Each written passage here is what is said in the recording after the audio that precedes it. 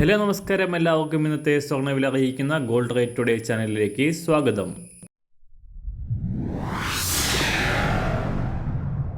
ഇന്നത്തെ സ്വർണ്ണവിലയിലേക്ക് കടക്കുന്നതിന് മുൻപായി എല്ലാ ദിവസവും സ്വർണ്ണവിലയും വെള്ളിവിലയും സ്വർണ്ണത്തെ സംബന്ധിച്ച കൂടുതൽ വിവരങ്ങളും യഥാസമയം ലഭിക്കാനായി സ്ക്രീനിൽ വലതുവശത്ത് കാണുന്ന ചുവന്ന നിറത്തിലുള്ള സബ്സ്ക്രൈബ് ബട്ടൺ അമർത്തിയതിനു ശേഷം തൊട്ടടുത്ത് കാണുന്ന ബെൽ ബട്ടൺ കൂടെ അമർത്തി തുടർന്ന് വരുന്ന ഓപ്ഷൻസിൽ ഓൾ എന്ന് സെലക്ട് ചെയ്യുക.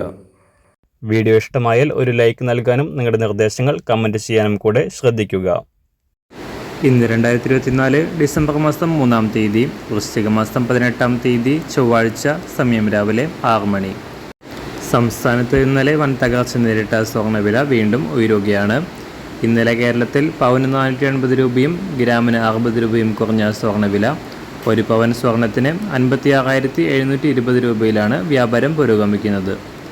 അന്താരാഷ്ട്ര മാർക്കറ്റിൽ ശനിയാഴ്ച വാരാന്ത്യം ക്ലോസ് ചെയ്യുമ്പോൾ $2,650 പരിധിയിലായിരുന്ന സ്വർണം ഇന്നലെ രാവിലെ $2,630 താഴേക്ക് ഇറങ്ങിയിരുന്നു.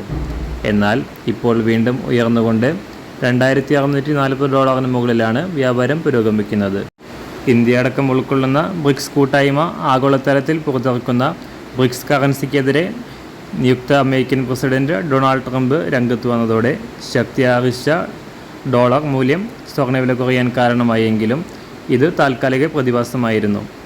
ഇന്ന് രാവിലെ സ്വർണ്ണവില അന്താരാഷ്ട്ര മാർക്കറ്റിൽ ഒരു ഔൺസ് സ്വർണത്തിന് $2,643. സംസ്ഥാനത്ത് ഇന്ന് രാവിലെ 24 ക്യാരറ്റ് സ്വർണ്ണവില 1 ഗ്രാം 7,734 രൂപ, ഒരു പവൻ 61,876 രൂപ. 18 ക്യാരറ്റ് സ്വർണ്ണവില 1 ഗ്രാം 5,800 രൂപ, ഒരു പവൻ 46,407 രൂപ. ഇന്നത്തെ 916 സ്വർണ്ണവില 1 ഗ്രാം 7,090 രൂപ, ഒരു പവൻ 56,720 രൂപ.